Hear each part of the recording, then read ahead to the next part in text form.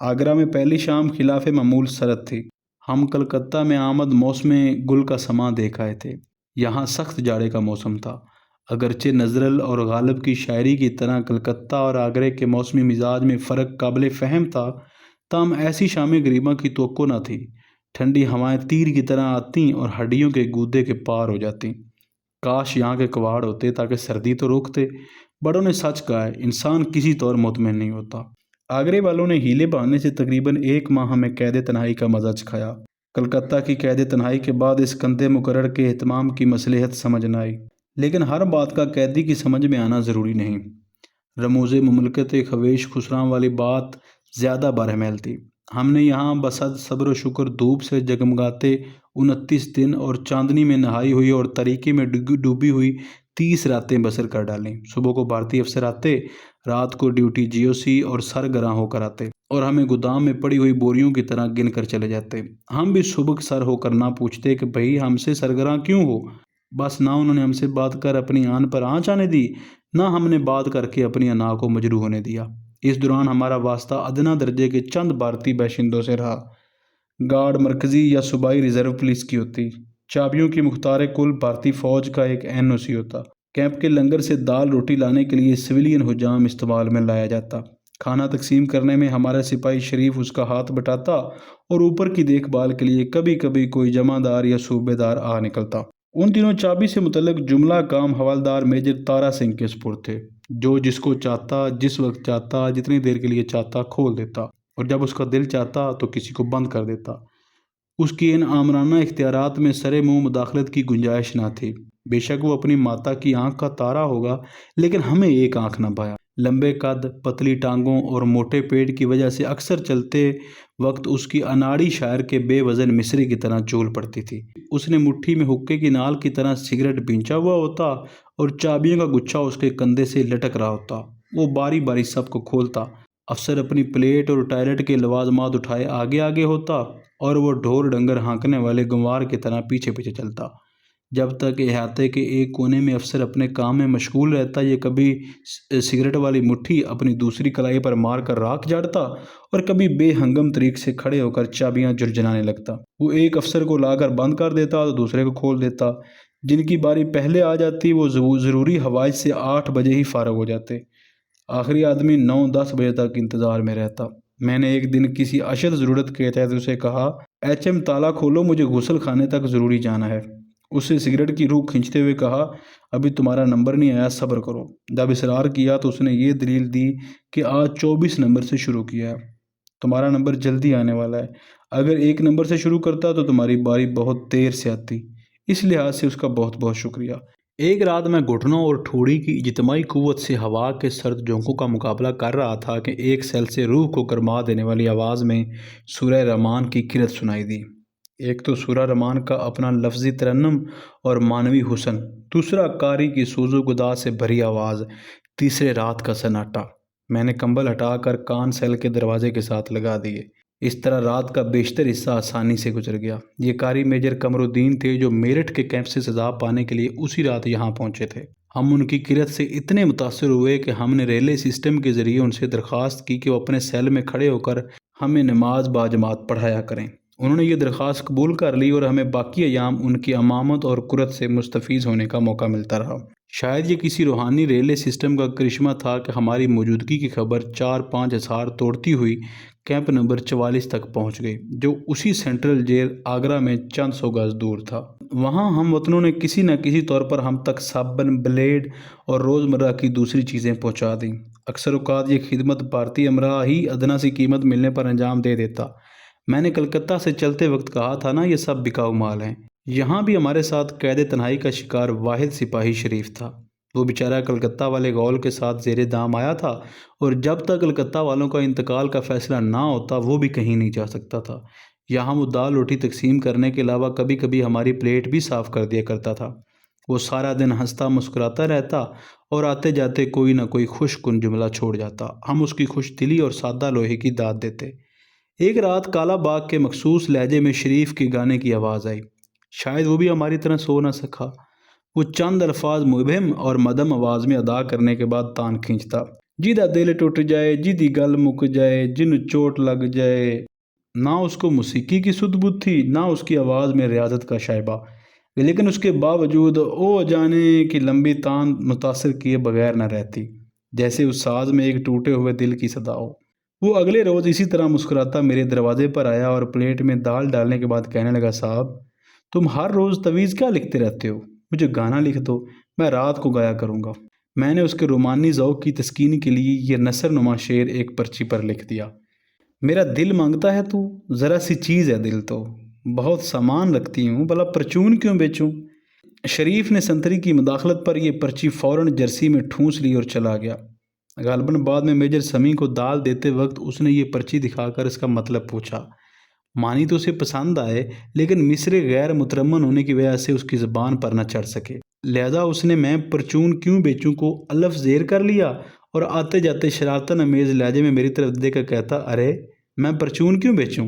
आहिस्ता आहिस्ता मैं परचून क्यों बेचूं की शान नज़ूर और मकबूलियत का चर्चा हमारी सारी कोठड़ियों तक पहुंच गया, बल्कि शरीफ का नाम ही मैं परचून क्यों बेचूं पड़ गया। मेजर समी में 100 खूबियों की एक खूबी ये भी थी कि उन्हें ममसक से ममसक हिंदू से भी काम निकालने का गुर आता था। उन्होंने क़याम आगरा के इब्तदाई अयाम में ही भारतीय एनओसी को राम कर लिया, संतरी को ख़रीद लिया। नौबत यहाँ तक पहुँची कि दूसरों के कपड़े उतारने वाला एनओसी कभी मिलिशिया की कमीज़ ला देता, कभी साबुन मुहैया कर देता, कभी कैंप से कोई बासी अखबार उठा लाता। इसी तरह संतरी जो हमारी गुफ्तार किरदार पर ताज़ीर लगाने के लिए खड़ा रहता था, हम पर नज़र रखने की बजाय अपने अफसरों पर नज़र रखता था। हम सर ज़ेरे बार मिन्नत दरबां किए हुए आपस में आज़ादाना बातें करते रहते और सर से बाहर शीशा रखकर एक दूसरे का मुंह भी देख लेते, और ये दरवाजे से आने वालों को देखता रहता। यूँ ही उसका कोई अफसर दाखिल होता, ये ज़ोर से अटेंशन होता, जिससे हमें अंदाज़ा हो जाता कि वक्ती तौर पर हुक्म ज़ुमाबंदी का एहतराम करना चाहिए।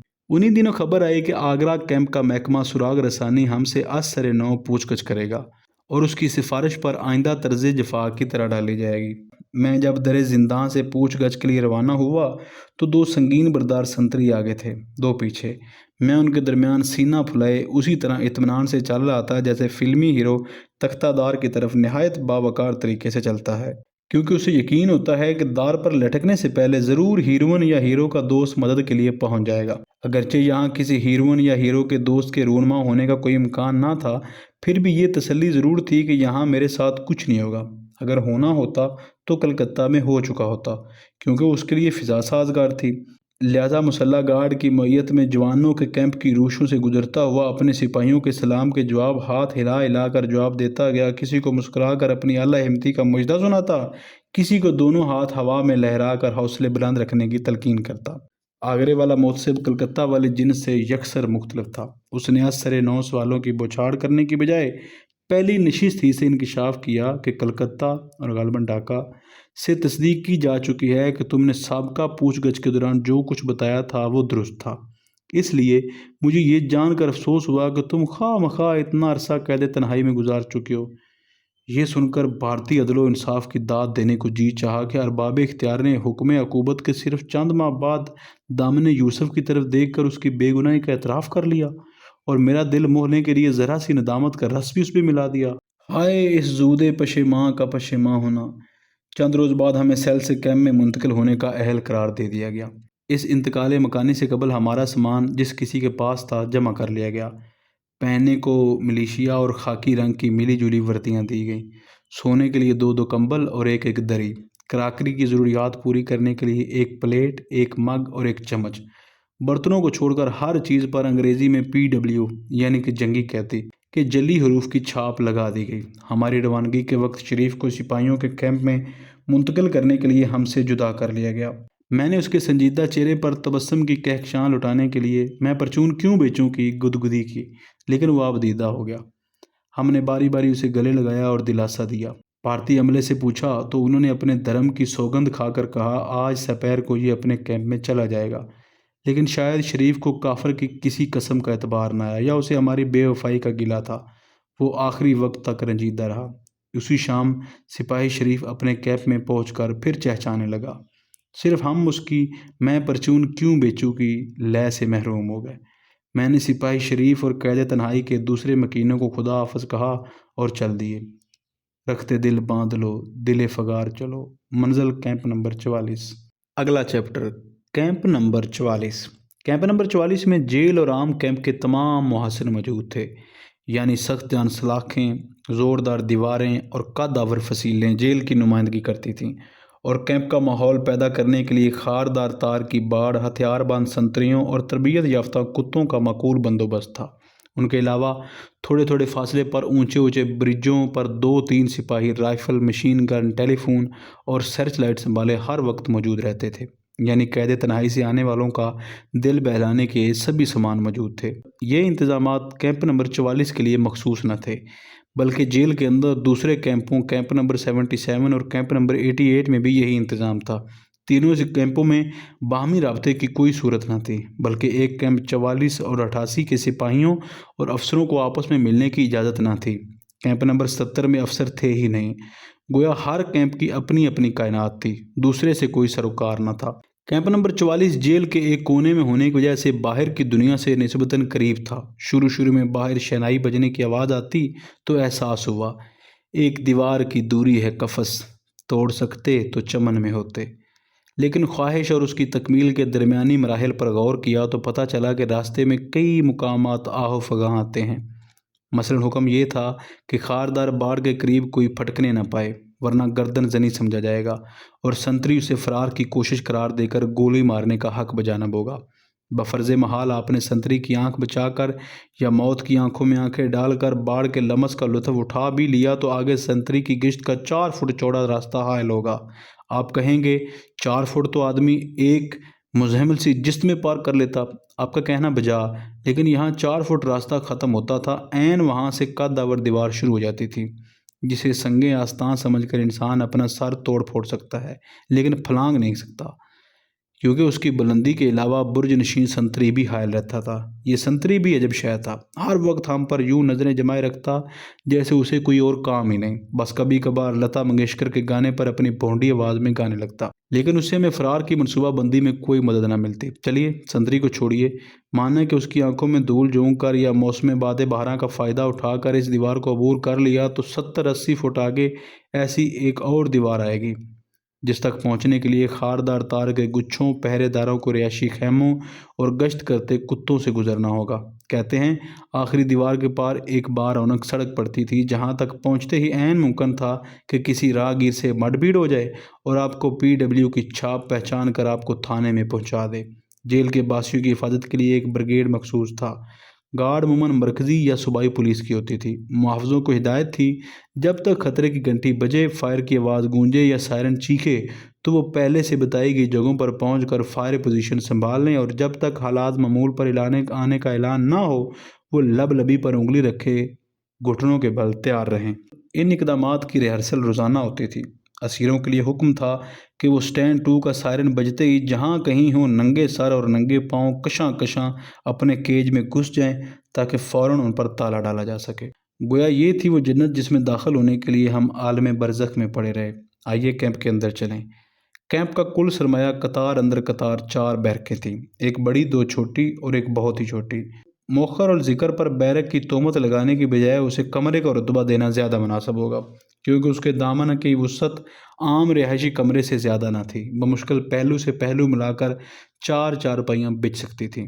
آخری بیرک جہاں 15 لیفٹیننٹ کرنل رہتے تھے زیادہ گنجان آباد نہ تھی، یعنی وہاں آدمی 4 پائی سے اتر کر زمین پر قدم رکھ سکتا تھا۔ اس کے برعکس دوسری بیرکیں جہاں نیم لیفٹیننٹ سے لے کر سینئر میجر تک رہتے تھے، یہ عالم تھا کہ سوتے میں کروٹ بدلی جائے تو بازو دوسرے کی چھاتی پر جا پڑتا۔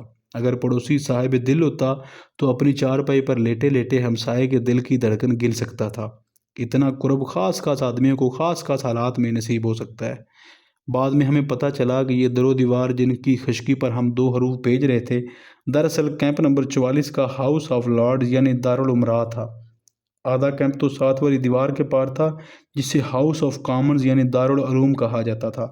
موخر اور ذکر کی چند نمایاں خوبیاں یہ تھیں کہ وہاں فرش کچے، غسل خانے کم اور برآمدے غائب تھے۔ ذرا نیچی سطح پر واقع ہونے کی وجہ سے بارش کا پانی اکثر وہاں کھڑا رہتا، چنانچہ جونیئر افسر عموماً وہیں رکھے جاتے۔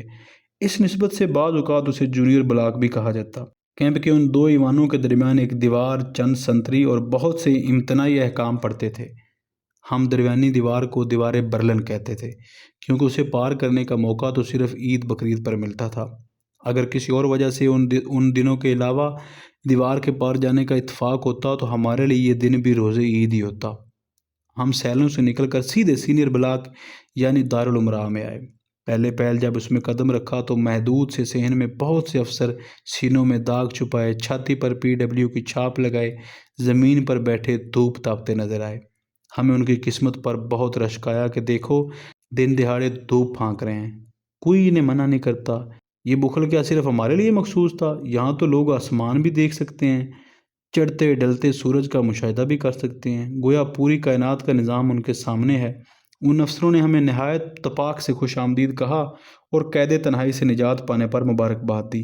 पहली परख में ये सब थके हारे, मसाफत से रंजूर और एहसास ज़ियां से चूर नजर आए। अगरचे इस खाकसर में कोई चिंगारी थी भी तो पहले मसाफा में महसूस ना हुई। उन हम कफ्सों से तफसीली मुलाकात से कबल ज़रूरी था कि हम अपनी अपनी चारपाइयाँ सीधी कर लें, उन पर सरकारी दरियाँ बिछा लें, यानी बकौल मेजर समी पहले ज़रा सेट हो लें। कलकत्ता ग्रुप के तीनों लेफ्टिनेंट कर्नल तो सबसे छोटे कमरे में चले गए, जो बाद में VIP लॉज के नाम से मशहूर हुआ। हम तीनों मेजर बड़ी बैरक में क़याम पजीर हुए।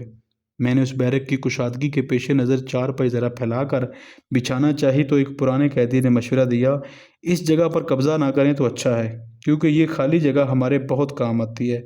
हम मगरब, इशा और फजर की नमाज़ें यहीं पढ़ते हैं, और जब ये इबादत गाह नहीं होती तो ताम गाह होती है, क्योंकि हम सब इकट्ठे होकर बैठकर यहीं खाना खाते हैं। मैंने मशवरा कबूल कर लिया और बान की चारपाई एक तरफ को सकेड़ ली। बैरक के बाकी हिस्से पर तायराना निगाह डाली तो चारपाइयाँ एक दूसरे से यूं हम किनार नजर आईं जैसे तवील फराक के बाद मिले हों। उन पर सरकारी दरियाँ और कंबल बिछे हुए थे, और हर चारपाई के सिराने के साथ ज़मीन पर शेव वगैरह का सामान सजा हुआ था। बैरक के दोनों जानब आनी सलाखों वाली दरवाज़ा नुमा खिड़कियाँ थीं, जिनसे सर्दियों में ठंडी और गर्मियों में गर्म हवा की आमदोरफ्त में कोई परत या पर्दा हायल ना था। इस तरह का एक खिड़की नुमा दरवाज़ा बैरक के एक सिरे पर खुलता था, जहाँ से हमारा आना जाना रहता था, जिसका मतलब ये था कि अपने बिस्तर तक पहुँचने के लिए तकरीबन कभी बिस्तरों की दो रोया कतार से गुजरना पड़ता था। हमने भी अपना गदायाना बिस्तर सरे राह गज बिछा लिया। हर बैरक का नज़्म व नस्क, जिसमें बैरक की सफाई, मकीनों की भलाई और बसूरत रंजश सुलह सफाई शामिल थी, एक सीनियर बशिंदे के स्पुर्द थी, जिसे बैरक सीनियर यानी बैरक का नुमाइंदा कहा जाता था। वो पूरे कैंप में कैदियों के नुमाइंदे यानी सीनियर स्पोक्समैन के मतहत होता। कमांडर के इस नुक्ते को फौजी कारी एक बटालियन कमांडो और एक कंपनी कमांडर का रिश्ता समझ लें, और सिविलियन कारी के लिए शायद कमिश्नर और डिप्टी कमिश्नर का तल्लक ज़्यादा आम फहम होगा। हमारे बैरक सीनियर अपने फ़राइज़ बजा लाते हुए पहले रोज़ ही हमें आदाब असीरी पर छोटा सा लेक्चर पिला दिया, और कुछ पिलाने के लिए बेचारे के पास था भी नहीं। उसने कहा, सुबह उठते ही अपनी चारपाई को दूसरी चारपाइयों की सीध में रख कर दरी और कंबल से उसकी सतरपोशी करें। PW की छाप के बगैर कोई लिबास न पहने, वरना वापस सेल में भेज दिए जाओगे। बैरक सरे शाम बंद हो जाती है और दिन चढ़े खुलती है। एमरजेंसी के लिए अंदर एक बैतुल खला है, जिसे हत्तल इम्कान इस्तेमाल करने से गुरेज करना चाहिए, वरना 40 अफसरों का इस बैरक में सोना दूभर हो जाएगा। कैंप के इस गोशे में 2 गुसल खाने और 4 बैतुल खुला मौजूद हैं। वहाँ खासा रश रहता है, इसलिए मौजू वक्त का इंतखाब हर कैदी की अपनी जिम्मेदारी है। खाने पीने का इंतज़ाम अपने आदमियों के हाथ में है। आम भारतीय सिपाही के राशन का 70% हमें मिलता है, जिसे हमारे जवान पकाते हैं। प्लेट वगैरह धोने को उर्दली मौजूद हैं। स्केल 4 अफसर फ़ी उर्दली है, अलबत्ता कभी कभी एक अर्दली को 6 अफसर भी मिल जाते हैं। उसके बाद बैरक सीनियर ने राजदारी से हमारे सरों पर अपना सर जोड़कर गेट की तरफ एहतियातन देखते हुए कहा, कैंप के अंदरूनी हालात और बामी तनाज़रात पर नज़र रखने के लिए भारतीय अमला इधर उधर मंडलाता रहता है। उनसे होशियार रहना और कोई लिफ्ट ना कराना, उनसे निपटना हमारे सीनियर नुमाइंदे का काम है।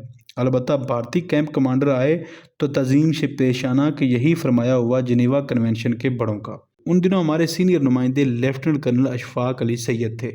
उनका काम कैदियों और भारतीय हुकाम के दरमियान राब्ते का था, यानी वो कैंप कमांडिंग के अहकाम हम तक पहुंचाते और हमारे मसाइल की इतला उन तक ले जाते। کرنل صاحب اپنے مافیو ضمیر کا اظہار انگریزی، اردو اور پنجابی میں یکسر روانی اور مہارت سے کر سکتے تھے، اگرچہ ریڈ کراس کے کسی یورپی نمائندے یا انگریزی زدہ بھارتی افسر سے ان کا واسطہ پڑ جاتا تو انگریزی کی پٹاخ پٹاخ دور تک سنائی دیتی۔ پتہ نہیں قریب کھڑے سامعین کا کیا حال ہوتا ہوگا۔ اگر کوئی اہل زبان یعنی اردو بولنے والا مل جاتا تو اردو معطلہ کے عمدہ نمونوں سے محبوط کر دیتے، اور اگر قسمت کا مارا کوئی سکھ ان کے ہاتھ چڑھ جاتا تو لاہوری بولی کی ایسی مار دیتے کہ اس کے اوسان خطا ہو جاتے۔ کرنل سید کا واسطہ بھارتی لیفٹیننٹ کرنل اپادھیائے سے تھا، جسے فوج سے سبکدوشی کے بعد دوبارہ بلوا کر ہماری دیکھ بھال کے لیے کیمپ کمانڈنٹ مقرر کیا گیا تھا۔ کرنل اپادھیائے گرم اور سرد کی پالیسی پر عمل پیرا تھا، یعنی جب غصے کی لہر آتی تو یوں لگتا کہ ہر چیز بہا کر لے جائے گی، لیکن بعد مخالف کے چند جونکوں سے ہی فروغ ہو جاتی اور وہ ہندوانہ چاپلوسی پر اتر آتا۔ کچھ عرصہ بعد دیکھتا کہ اس کی نرم روی سے کیمپ کا نظام ڈھیلا پڑ رہا ہے تو پھر سخت گیری پر اتر آتا، یعنی وہ اتنا ملفت نہ ہونا چاہتا تھا کہ ہمیں کنجے قفس میں آزادی کا مزہ آنے لگے، اور اتنا سخت گیر نہ بننا چاہتا تھا کہ ہم بغاوت پر اتر آتے۔ اس انتظامی ڈھانچے کا عضو ضعیف اس کا طبی شعبہ تھا، جس کا انچارج فوج کی میڈیکل کور کا میجر ملک تھا۔ میجر ملک 1965 کی جنگ میں اسیر ہو کر درگئی میں چند مہینے پاکستانی مہمان نوازی کا مزہ چکھ چکا تھا۔ اس تاثیر کا اندازہ اس بات سے لگا لیجئے کہ وہ بھارت جاتے ہی فوج سے مستعفی ہو گیا تھا۔ 1971 کی لڑائی میں اسے دوبارہ بلا لیا گیا اور جنگ ختم ہونے کے بعد سینٹرل جیل آگرہ کے طبی امور اس کو سونپ دیے گئے۔ میجر ملک کے ماتحت 3 کمروں پر مشتمل واحد ڈسپنسری تھی جو جیل کے 5000 مقینوں کی طبی ضروریات پوری کرنے کے لیے قائم کی گئی تھی۔ محلِ وقوع کے لحاظ سے ڈسپنسری ہمارے کیمپ سے قریب پڑتی تھی۔ دوسرے کیمپوں میں پاکستانی ڈاکٹر طبی رپورٹ لیتے تھے، ان بیچاروں کے ہاتھ میں سینہ بین یعنی اسٹیتھوسکوپ کے سوا کچھ نہ تھا۔ وہ فوری توجہ طلب مریضوں کو ڈسپنسری بھیج دیتے، جہاں ایک گونا بے خودی میں ڈوبا ہوا میجر ملک کسی کو مکسچر اور کسی کو ڈانٹ ٹبڑ پلا کر چلتا کرتا۔ میجر ملک اپنا اکثر وقت جیل سے باہر اپنی سوشل مصروفیات میں گزارتا اور صرف گھنٹے 2 گھنٹے کے لیے ڈسپنسری میں آ کر سستا لیتا۔ میجر ملک ہمارے ڈاکٹروں کی طرح بے بس نہ تھا، وہ دراصل وسیع اختیارات رکھتا تھا۔ اگر وہ ابتدائی معائنے کے بعد کسی کو اسپیشلسٹ کے پاس ملٹری ہاسپٹل یا جنگی قیدیوں کے خصوصی اسپتال میں برائے تشخیص و علاج بھیجنا چاہتا تو بھیج سکتا تھا، لیکن گاڑی، گارڈ اور دیگر لوازمات کا بندوبست کون کرے؟ چھوڑو، کیا بھیجنا ہے کسی کو جیل سے باہر، خواہ مخواہ اسے باہر کی ہوا لگ جائے گی۔ اسی میجر کے رحم و کرم پر کچھ ایسے زخم اور بیمار بھی تھے جو ہمارے کیمپ کی باڑ کے پار ایک بیرک میں پڑے گل رہے تھے۔ ان میں سے کچھ وہ تھے جو 1971 کی جنگ میں زخمی ہوئے تھے، اور کچھ وہ جو اسیری میں مختلف عارضوں میں مبتلا ہوئے۔ ان سب کی حالت ناگفتہ بات تھی۔ وہ ساری رات کراتے اور نیم بے ہوشی کے عالم میں پانی کے گھونٹ کو ترستے رہتے۔ بعض تو جنونی کیفیت میں شدت درد سے دیواروں کو ٹکریں مارتے، لیکن ان کا کوئی مسیحا نہ تھا۔ ان کی طرف دن کو کوئی توجہ نہ دیتا، رات کو ان کی کون سنتا۔ ہم اپنے ہم وطنوں کی دردناک چیخیں سن سکتے تھے، لیکن ان کے لیے منہ میں پانی کا گھونٹ نہ ڈال سکتے تھے۔ ہائے اسیری، تو کتنی بڑی لعنت ہے! اپنے ڈاکٹر کچھ نہیں کر سکتے تھے، بھارتی ڈاکٹر کچھ کرنا نہیں چاہتے تھے۔ اس بے بسی کے عالم میں ان زخمیوں اور بیماروں میں سے چند فوت ہو گئے، اور کئی مستقل طور پر معذور اور پاگل ہو گئے۔ جو سخت جان واقع ہوئے وہ بعد میں زخمیوں میں پاکستان چلے آئے۔ کتنے خوش قسمت تھے وہ! گویا یہ تھی ہماری نئی دنیا، اور اس کی فضا میں ہمیں تقریباً 2 سال رہنا پڑا۔ ان طویل سالوں میں ہم پر کیا بیتی اس کا ذکر آگے آئے گا۔ آئیے فی الحال اس کیمپ کے پرانے مکینے سے تو مل لیجیے۔